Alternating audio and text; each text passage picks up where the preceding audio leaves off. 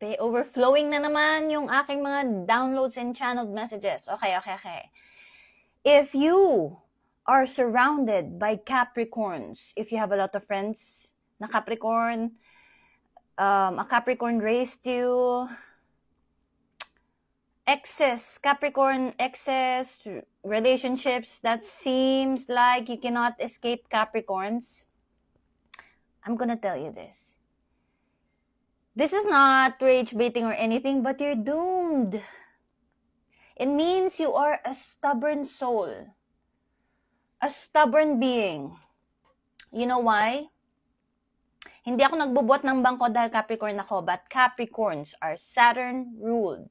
We are a walking karma. It doesn't mean that we're perfect and that we can, take advantage of our Saturn energy or our power. Okay?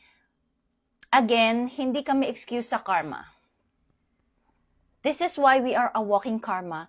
Kasi nakakarma din kami. I know how karma works. We know how karma works.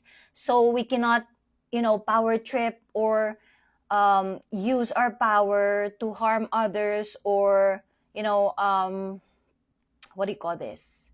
We cannot manipulate ourselves being a walking karma. If we're using our power sa masama or makalamang sa innocence, hindi pwede. Okay? Nakakarma din kami. Pero pag may intentionally naghatak sa amin pababa, 10 times ang karma, 10 folds. We are here, we were trained, that's why ang buhay namin bata pa lang, challenged na. Kasi we are meant to lead. Okay? Again, hindi kami perfect at merong unhealed na Capricorn kaya they're in a constant loop of karmic lessons. Kapag ang Capricorn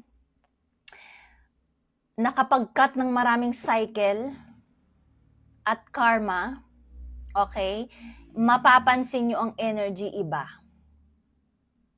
Okay? Kasi natuto. Lalo yung mga natuto isang beses, ayaw nang magkamali kasi sobrang hirap makawala sa karmic cycle.